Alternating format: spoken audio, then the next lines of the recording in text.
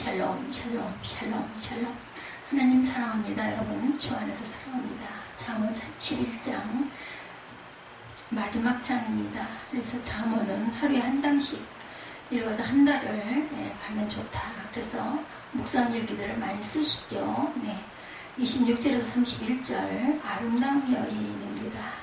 입을 열어 지혜를 베풀며 그의 혀로 인애의 법을 말하며 자기의 집안일을 보살피고 게을리 얻은 양식을 먹지 아니하나니 그의 자식들은 일어나 감사하며 그의 남편은 칭찬하기를 덕행 있는 여자가 많으나 그대는 모든 여자보다 뛰어나다 하느니라. 고운 것도 거짓되고 아름다운 것도 헛되니 오직 야훼를 경외하는 여자는 칭찬을 받을 것이다. 그 손의 열매가 그에게로 돌아갈 것이었고 행한 일로 말미암아 성문에서 칭찬을 받으리라. 사람을 멸망의 길로 인도하는 것이 여럿 있는데 숲과 음란과 여인이라고 하죠. 대표적입니다. 사람이 이성을 흐려놓고 한번 발을 들여놓으면 돌이킬 수 없도록 얽어놓는 것이 그들의 특징이고, 그러면 이들에게 현혹되면 그 길에서 벗어나지 못하고 멸망에 이르게 되죠. 반면에 현숙한 여인은 집안을 지혜롭게 돌보고 보살피고 가정을 평안과 풍족한 가운데 이끌어갑니다. 현숙한 여인의 삶을 통해서 우리가 얻을 교훈은 귀중하죠. 음란과 술에 대해서 3절에서 6절까지 말씀하죠. 누멜 왕이 말씀한 바 곧 그의 어머니가 그를 훈계한 자문이라. 누멜 왕의 어머니가 자신을 훈계한 자문이라 이렇게 나와 있습니다. 1절에 내 아들아 내가 무엇을 말하랴. 내 태에서 난 아들아 내가 무엇을 말하랴. 성은은 대로 얻은 아들아 내가 무엇을 말하랴. 3절이죠. 내 힘을 여자에게 쓰지 말며 왕들을 멸망시키는 일을 행하지 말지어다. 31장 31절까지 있습니다. 음란을 행하는 자에게 하나님의 진노가 임해서 재앙을 받은 일들이 많죠. 하나님께서는 음란한 것을 싫어하시고 결코 죄 없다 하지 않으셨어요. 하나님 백성은 이방인들보다 엄격한 도덕을 지켜갑니다. 이는 하나님의 온전하시기 때문에 그의 백성들도 온전해야 되기 때문이죠. 음란에 대한 하나님의 심판을 멸망임을 분명히 말씀하셨다는 것을 명심하고 멸망당하는 길에서 벗어나기 위해서 우리가 노력해야 되죠. 간음한 그 자는 죽는다고 레위 18장 20절에 너는 내 이웃의 아내와 동침하여 설정함으로 그 여자와 함께 자기를 더럽히지 말지니라.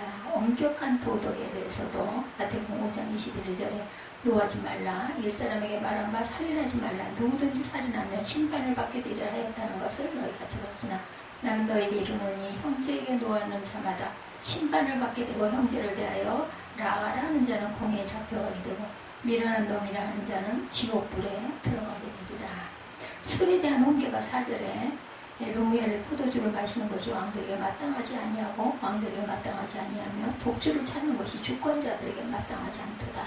5절에 술을 마시다 법을 잊어버리고 모든 공부한 자들의 송사를 곱게 할까 두려우니라. 6절에 독주는 죽게 된 자에게 포도주는 마음에 근심하는 자에게 줄지어다. 7절에 그는 마시고 자기의 빈궁한 것을 잊어버리겠고 다시 자기 고통을 기억하지 아니하리라. 술로 인해서 잊어버리기도 하고 고통을 기억하지 않을 수도 있다는 거죠.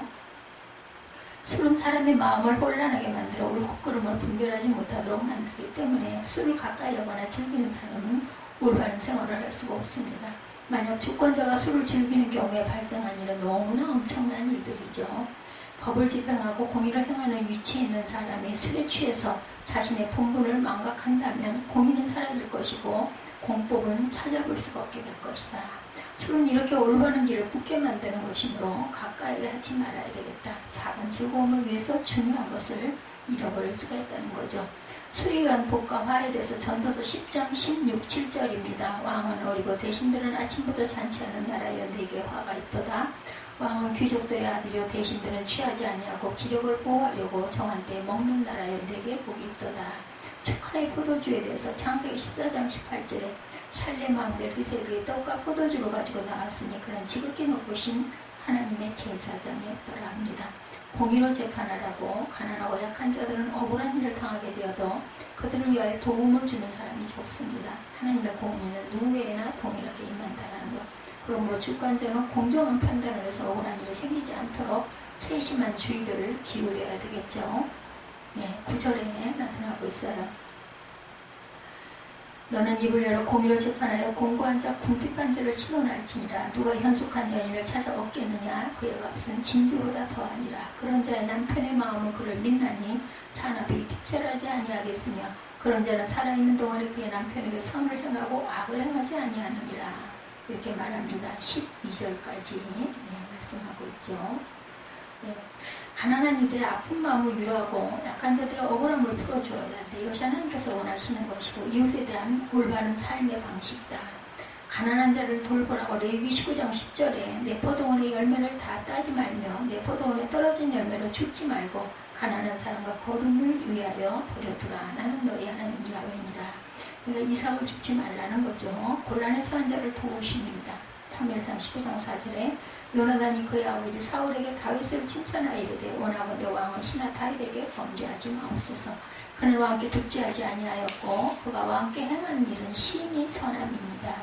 현숙한 여인에 대해서 10절에 누가 현숙한 여인을 찾아 얻겠느냐. 그의 값은 진주보다 더하니라.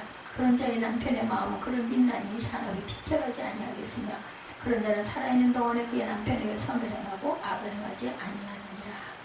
그는 양털과 사물 구하여 부지런히 손으로 일하며 상인의 배와 같은 먼 데서 양식을 가져오며 밤이 새기 전에 일어나 자기 집안 사람들에게 음식을 나눠주며 여종들에게 일을 정하여 맡기며 밭을 살펴보고 살며 자기의 손으로 본 것을 가지고 포도원을 일구며 힘있게 허리를 묶으며 자기의 팔을 강하게 하며 자기의 장사가 잘 되는 줄을 깨닫고 밤에 등불을 끄지 아니하며 손으로 손뭉치를 들고 손가락으로 가락을 잡으며 그는 공고한 자에게 손을 펴며 궁핍한 자를 위하여 손을 내밀며 자기 집 사람들은 다 홍색 옷을 입었으므로 눈이 와도 그는 자기 집 사람들을 위하여 염려하지 아니하며 그는 자기를 위하여 아름다운 이불을 지으며 세마포와 자색 옷을 입으며 그의 남편은 그 땅의 장로들과 함께 성문에 앉으며 사람들의 인정을 받으며 그는 배로 옷을 지어 팔며 띠를 만들어 상인들에게 맡기며 능력과 존귀로 옷을 삼고 후기를 웃으며 입을 열어 지혜를 베풀며 그의 혀로 인애의 거룩을 말하며 자기의 집안일을 보살피고 게을리 얻은 양식을 먹지 아니하나니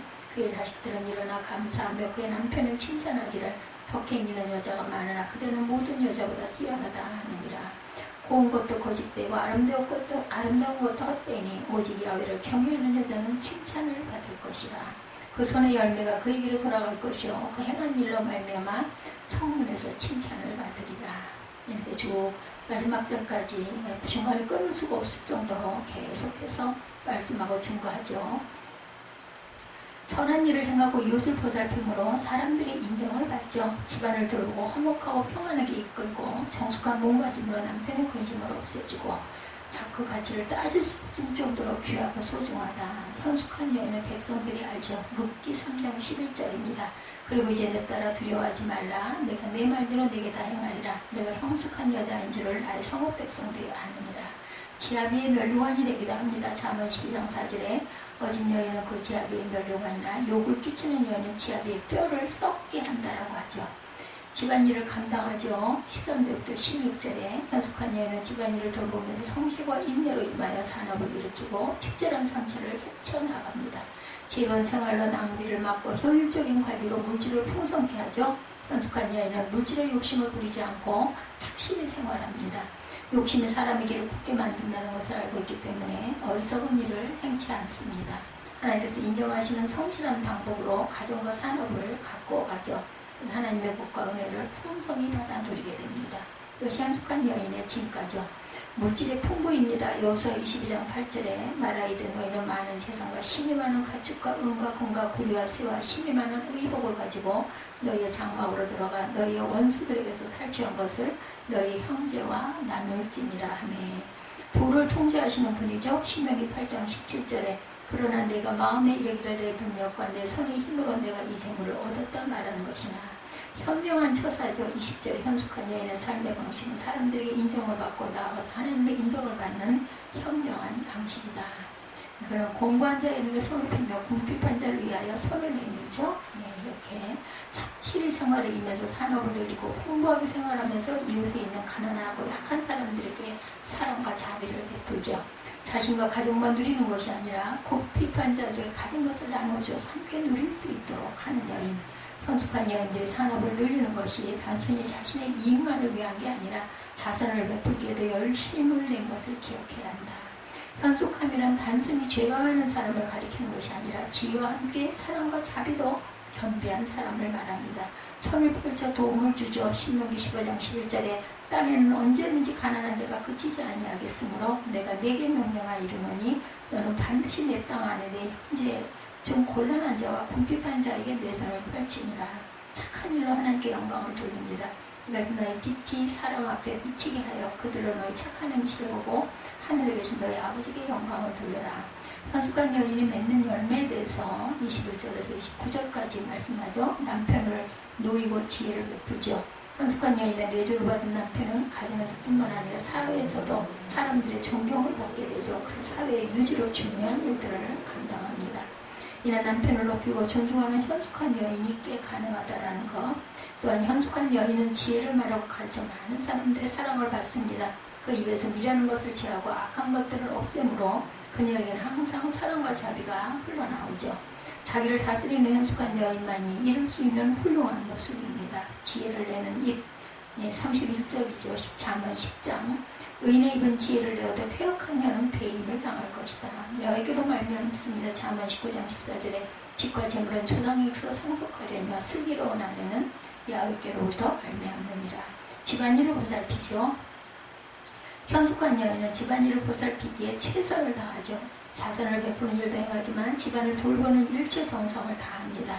성실한 자세를 생활하는 것이 자식들에게 보여주므로 자식들에게 살아있는 교육을 시키죠. 자녀들은 어머니의 현숙한 모습을 보면서 자신의 삶을 되돌아보게 되고 어머니의 현숙함에 머리를 숙이고 존경하게 된다. 28절에 그의 자식들은 일어나 감사하며 그의 남편은 칭찬하기를 덕행 있는 여자가 많으나 그대는 모든 여자보다 뛰어나다 하느니라. 이렇게 칭찬을 받습니다. 가정을 아름답게 이끄는 모습은 남편의 사랑과 칭찬을 듣기에 충분하다. 가족을 돌보죠. 누구든지 자기 친족, 특히 자기 가족을 돌보지 아니하면 믿음을 배반한 자여 불신자보다 더 악하니라. 디모데전서 5장 8절입니다. 그리고 또한 여호와를 경외하는 여자 30절에서 31절에 증거하고 있습니다. 고운 것도 거짓되고 아름다운 것도 없다는 오직 야훼를 경외하는 여자는 칭찬을 받을 것이라. 그 손의 열매가 그에게로 돌아갈 것이요 그 행한 일로 말미암아 성문에서 칭찬을 받으리라. 외모의 아름다움도 일순간이고 재물의 풍성한 것도 헛되는 것이라는 거죠. 야훼의 말씀을 순종하고 그걸 경외하는 것을 즐거움으로 여기는 현명함으로 인해서 그에게 풍성한 열매가 주어집니다. 현숙한 여인을 가장 빛나게 하는 것은 야훼를 경외하며 하나님 앞에서 겸손한 자세. 현숙한 여인은 지혜의 근본을 이렇게 아는 여인이고 하나님을 경외하는 것이 지혜의 근본이죠. 현숙한 여인의 바른 행실은 사람들의 칭찬을 받고 많은 사람들이 사랑을 받게 됩니다. 전도서 12장 13절이죠. 이의 결국을 다 들었으니 하나님을 경외하고 그의 명령을 지킬지어다. 이것이 모든 사람의 본분이니라.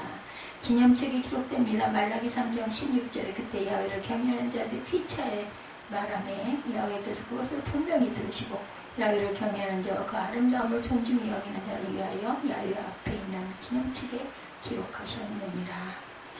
현숙한 여인이 있으므로 가정이 화목하고 번성을 누리게 된다. 그의 지혜로움은 요새 많은 사람들의 선한 일을 베풀어 주므로 칭찬을 듣게 되죠.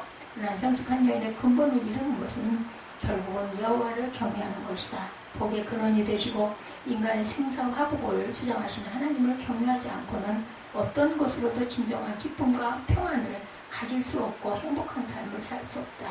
그러므로 야훼를 경외함으로 칭찬과 사랑을 받고 많은 열매 맺는 저와 여러분들이 되셔야 할 줄 믿습니다. 오늘 읽은 말씀을 어쩌면 오해의 소지가 있을지도 모르는데 잠언 31장 10절로 31절에 나오는 구절은 이상적인 아내상을 그리고 있기 때문입니다. 도덕적인 아내상 이렇게 나와 있습니다.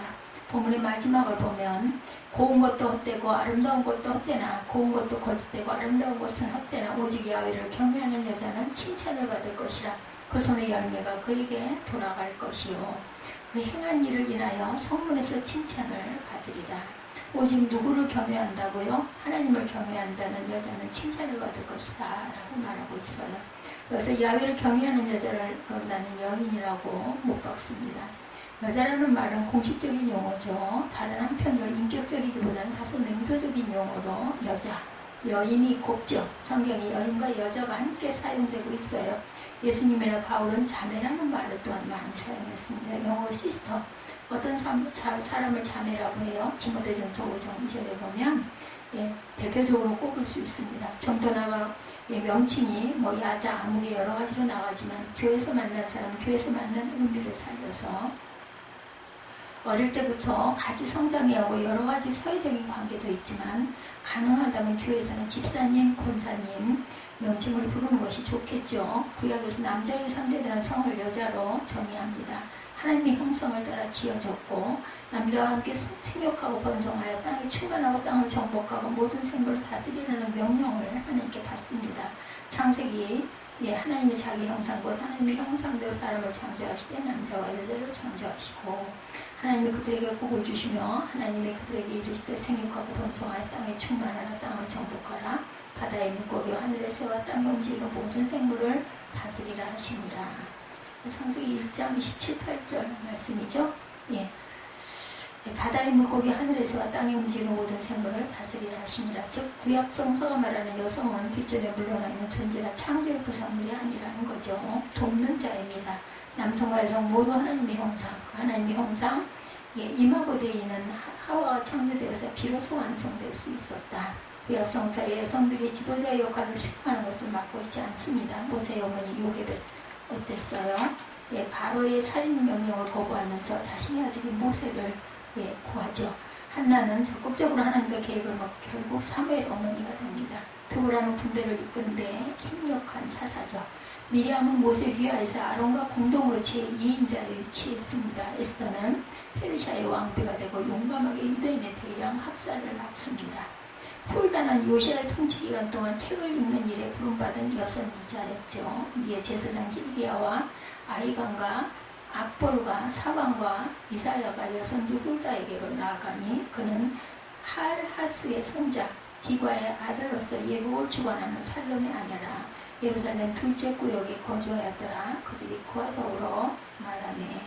훌다가 그들에게 이르되 이스라엘 하나님 여호와의 말씀이 너희는 너희를 내게 보낸 사람에게 말하기를 여호와의 말씀이 내가 이곳과 그 주민에게 재앙을 내리되 유다 왕이 읽은 책의 모든 말대로 하리니 이는 이 백성이 나를 버리고 다른 신에게 분양하며 그들의 손의 모든 행위로 나를 경노하게 하였습니다. 그러므로 내가 이곳을 향하여 내린 진노가 꺼지지 아니하리라 하라 하셨느니라. 너희를 보내 여호와께 묻게 한 유다 왕에게 너희가 이렇게 말하라. 이스라엘 하나님 여호와가 이같이 말씀하셨느니라. 내가 들은 말들에 대하여는 내가 이곳과 주민에 대하여 빈터가 되고 저주가 되리라. 훌다의 열왕기하 22장 14절에서 20절 내용입니다. 그러므로 보라 내가 너로 모든 조상에게 돌아가서 평안히 묘실로 들어가게 하리니 내가 이곳에 내리는 모든 재앙을 내 눈이 보지 못하리라 하셨느니라 하니 사자들이 왕에게 보고하니라. 유대인들의 풍수에서 남자들 마음대로 이혼할 수 있는 법이 있었지만 대부분의 부부들이 이혼을 하기를 원하지 않았고 특별한 이유 없이 이혼을 하게 될 경우 많은 지탄을 받았다고 그러죠. 유대인의 딸들은 일반적으로 가정에서 남자와 별다른 구분 없이 성장했고 가족의 사랑을 받고 자랍니다. 예수님의 주변에서 예수님의 사역기간 동안 예수님을 도운 여인들이 있었죠. 예수님은 예수님의 무리의 여성이 들어오는 것을 막지 않으셨어요. 일반적인 유대인의 풍습에는 회당에서 여인들은 뒤쪽에만 있어야 했고 제대로 예배를 드릴 수가 없었어요. 그러나 한나와 같이 그 일을 문제 삼지 않고 하나님께 섬기면서 자유롭게 예배를 드리기도 하죠. 유대인의 반 이상 여성 감정을 무시하였고 오히려 여성들이 주님의 사역에 참여하는 것을 허락합니다. 유대인들의 반 여성 감정 무시하셨고 오히려 여성들이 주님의 사역에 참여하는 것을 허락하죠. 또한 예수님은 여성들에게 영적인 진리를 가르쳤습니다. 우물가 여인에게 가르친 요한복음 4장, 부활하셨을 때 마리아와 마르다, 요한복음 11장, 그리고 공공연하게 각색의 청중들에게도 행해지죠. 유대인 남자들은 여자들이 어리석다고 생각했고 집안 이외에 교육받을 가치가 없다고 생각을 하지만 예수님은 이러한 생각을 거부합니다. 또 예수님은 여자의 집에 들어가시죠. 그들이 길 갈 때 예수께서 한 마을에 들어가시네 마르다라 하는 이름한 한 여자가 자기 집으로 영접하더라. 마르다의 집에 들어가시죠. 마르다가 초대합니다. 예수님은 아무런 거리낌 없이 들어가십니다. 여성으로 인하여 비난한 말이라 소문을 두려워하지 않으셨죠. 여성에 대한 부정적인 견해에 반대 입장을 표명하십니다. 여성의 존엄성을 지켜주시기도 하죠. 바울은 여성을 재산으로 취급하는 것에 대해서 강력한 반응을 합니다. 남편은 아내를 기쁘게 해줘야 하며 아내도 남편을 기쁘게 해줘야 한다. 고린도전서 7장 1절에서 10절이죠. 자신의 몸은 자신의 것이 아니라 남편의 것이요 남편의 몸은 또한 자신의 것이 아니라 아내의 것이다. 바울은 남편들이 그리스도가 교회를 사랑하는 것 같이 자신의 아내를 사랑해야 한다고 말하죠. 남편들 아내 사랑하기를 그리스도께서 교회를 사랑하시고 그 교회를 위하여 자신을 주신 것 같이 하라. 베드로는 남편들이 만일 그들의 아내를 귀히 여기지 않으면 그들의 기도가 응답을 받지 못할 것이다 이렇게 경고하죠. 베드로전서 3장 7절에 남편들아 이와 같이 시집을 따라 너희 아내와 동거하고 그로도 연약한 그릇이요 생명의 은혜를 함께 이어받을 자로 알아 귀히 여기라. 이는 너희 기도가 막히지 아니하게 하려 합니다. 여성들은 미약한 교회가 지속되기 위해 투정할 때 중요한 역할을 담당합니다. 교회 대부분의 지도자들이 남자들이었을지라도 남자의 교회는 아니죠. 루디아와 같은 열심히 그 복을 받아들입니다. 브리스길라나 아울러 같은 사도들을 가르치는 중요한 역할을 또한 감당하죠. 로마서의 마지막에 8명의 여성에게 견의를 표하고 있는데 이를 보면 그 당시 많은 여성들이 예수 그리스도 사역에 많은 동참을 했음을 알게 되죠. 베드로는 여인의 아름다운 외모 있지 않다고 내면에 있음을 증거하죠. 베드로전서 3장 1절에서 5절이죠. 아내들아 이와 같이 자기 남편에게 순종하라 말씀합니다. 5절에 전에 하나님께 소망을 두었던 거룩한 부녀들도 이와 같이 자기 남편에게 순종함으로 자기를 단정하였나니. 2절에도 너희의 두려워하며 정결한 행실을 봅니다. 너희의 단장은 머리로 끈으로 곰을 차고 아름다운 옷을 입는 외모로 하지 말고 오직 마음에 숨은 사람을 온유하고 안정한 심령에 썩지 아니할 것을 하라. 이는 하나님 앞에 값진 것이라. 외모가 빼어나게 아름답다 할지라도 내면 즉 속사람이 아름답지 못하면 그는 추한 삶을 살 수밖에 없으므로 진정한 아름다운 내면에서 찾아야 마땅하다. 베드로가 말하고 있습니다. 사치하고 놀기 좋아하는 여인들은 현숙하지 못하죠. 비단 이런 모습은 여성에게만 한정된 것이 아니라 남성들에게도 해당됩니다. 현숙한 여인, 양처라고하는 이름이 가지고 있는 모습은 여성들에게 한정되는 것이 아니에요. 우리 모든 남성과 여성에게 해당이 된다는 것. 더구나 그리스도인일 때는 어떻겠습니까? 그리스도인들과 어떤 형편에서든지 자신 있는 곳에 근면하고 성실해야 되겠다. 서양에서 느끼는 남성과 여성의 차이를 말하고 있는 내용이 있습니다. 남성은 거창하고 추상적이며 보편 타당한 이론을 좋아한다. 여성은 어떤 경우에 세밀한 부분에 더 애착을 느낀다. 남성은 지저분한 것과 무질서한 것을 좋아하지만 여성은 청결한 것과 질서정연함을 좋아한다. 남성은 모든 것을 의심하지만 여성은 모든 것을 믿는다. 남성은 모든 것을 가볍게 여기지만 여성은 모든 것을 진지하게 대한다. 듀르카임이라는 사회학자는 서구 문화는 본질적으로 남성적이다. 남성적인 속성이 획일적으로 개발됨으로 말미암아 여성적인 잠재력은 억압되지 않았지만 인식되지 못하였다 이렇게 말합니다. 여성을 뒷전으로 밀어놓은 채 문화 발전에 거의 기여하지 못하고 무시한 상태로 서구 문화가 전개되었기 때문에 남성적인 가치, 권력, 이성, 과학, 기술만을 지향해 옵니다. 남성은 건설하는 일에만 관심이 있기 때문에 결국 사물의 사회를 일으키게 된 거죠. 21세기는 EQ의 시대라고 합니다. 감성지수, 감정지수는 어디서 시작이 됐어요? 여성에게서 시작이 됩니다. 특별히 감성이 풍부한 자녀를 원한다면 성도들 예수님을 엄청나게 사랑하는 그러한 마음밭들이 돼야 되겠죠. 예수님을 사랑하면 할수록 감성이 풍부해지기 때문이죠. 성령의 열매 이것이 바로 감성을 풍부하게 해주는 것입니다. 감성이 영혼을 불쌍히 여기는 마음이죠. 배짱으로 삽시다를 쓴 이시영 박사는 감성지수에 대해서 간단하게 결론을 내립니다. 남을 이해하는 것이다. 더 이상 뭐 말할 필요가 없죠. 예수님을 사랑하는 만큼 자녀들도 그렇게 된다는 거죠. 오늘의 말씀이 남성과 여성을 비교하여 성의 문제를 다루는 것은 아니지만 우리가 알고 있어야 할 것은 여성은 해방 운동을 하든지 사회적인 활동을 하든지 어떤 입장에서든지 오직 야훼를 경외하는 여자는 칭찬을 받을 것이라는 것. 모든 일에 성실해야 되고 남자들보다 더 우아하고 멋있고 아름답기 때문에 여성들은 조금 더 틈이 보여도 추해 보인다는 것. 그래서 모든 면에서 조심스럽다는 거죠. 야훼를 경외하는 여자는 칭찬을 받습니다. 그리고 손의 열매가 그 자신들에게 돌아가고 행한 일을 인하여 성문에서 칭찬을 받는다 말씀하죠. 이것은 예수 그리스도를 열심히 따라가는 것을 가리킵니다. 삶의 주변에 많은 일들을 이런 기회를 통해서 세상으로 나가게 하지 말고 주님을 위해서 헌신하는 기회가 되셔서 하나님의 칭찬을 듣는 저와 여러분들의 되시기를 주님의 이름으로 축복합니다. 31장 마지막 말씀이죠. 30절 31절 고운 것도 거짓되며 아름다운 것도 헛되나 오직 야훼를 경외하는 자는 칭찬을 받을 것이요 그 손의 열매가 그에게로 돌아갈 것이요 행한 일로 말미암아 성문에서 칭찬을